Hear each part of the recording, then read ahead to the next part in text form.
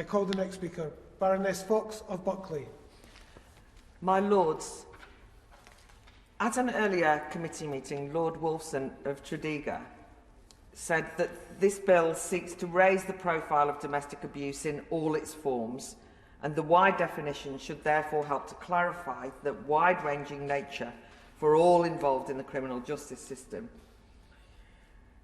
I am becoming increasingly concerned that this notion of profile raising and these wide definitions are doing the opposite of clarifying, and unintentionally may be in danger of muddying the waters and seeing this legislation and opening it up as a vehicle to push a wide range of politically driven ideologies and hobby horses.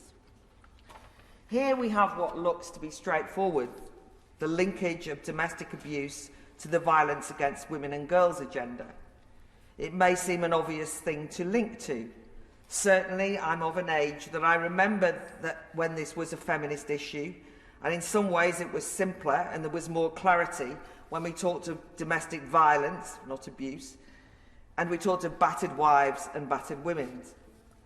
I understand this legislation wants to be scrupulously gender neutral, but I have felt at times that this approach means erasing the reality of the fact that women are predominantly the victims of abuse, especially violent abuse. But I do understand, and I think, the government's desire to ensure equality under the law and to avoid the group victimhood of women as unhelpful, or indeed the labelling of all men as potential perpetrators as unhelpful. And also, we do have greater knowledge now. We do know now that male partners can be victims, that women can be perpetrators, and of course same-sex relationships can be abusive. And all that means that we have a more inclusive approach.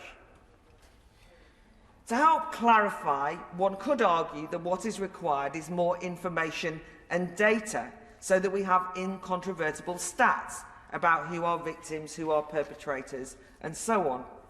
But even this endeavour can become mired in ideological positioning. I was reminded of this when, at an early committee sitting discussing Amendment 146, data collection got jumbled up, I thought quite inappropriately, in a discussion about whether misogyny should be a hate crime, which, by the way, when we do discuss that as a proposed new law, I will oppose it. But regardless of that, that discussion revealed the pitfalls of muddling up contentious political arguments with lawmaking. After all, even if we decide, or the facts prove, that women are largely the victims of abuse by men, the why that is true is not for this law or even this House to decide. That was clarified again for me in that discussion on misogyny, when there was no clear definition of misogyny given, yet it was being argued that it was misogyny that led to a specific hate-based violence against women and girls. For example, in that exchange, the noble Baroness Donaghy, quoting the White Ribbon campaign, noted that 1 in 4 British men think that feminism has gone too far, as an example of misogyny on the rise. In the next sentence, she cited Hope Not Hate, saying that online misogyny and interaction with men's rights groups can be a gateway to and a recruiting tool for extreme racist and far-right hate groups. This slippery slope argument, I think, is invalid because in reality it's a slippery slope here to demonising men with political views that we disapprove of, labelled as being on the road to abusers. So I think the politics around women's issues are just not so black and white, and the bill should steer clear of them.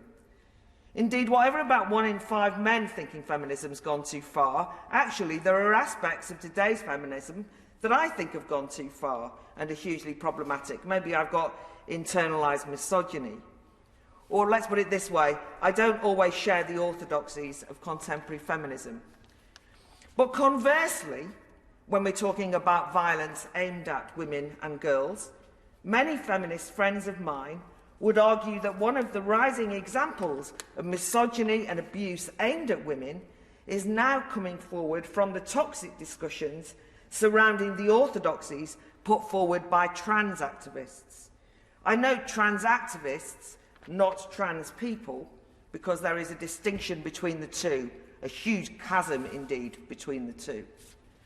But you try being a supporter of J.K. Rowling, the writer, or the SNP's Joanna Cherry, and arguing the wrong views on gender, or indeed on identity, or indeed, pertinently for this discussion, on the need for single-sex spaces, such as women's refuges, or refusing to consent to opening up those single-sex spaces or the delivery of intimate services for females to those who identify as female but are not biologically female.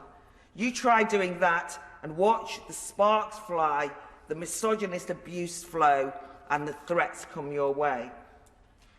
I say this and try to look at a number of different examples of where things are contentious, because these matters are highly sensitive and difficult, and I simply don't want this bill to get sidetracked by them. So I think that the Honourable Minister should avoid all the political agendas when drawing up this legislation and keep it simple.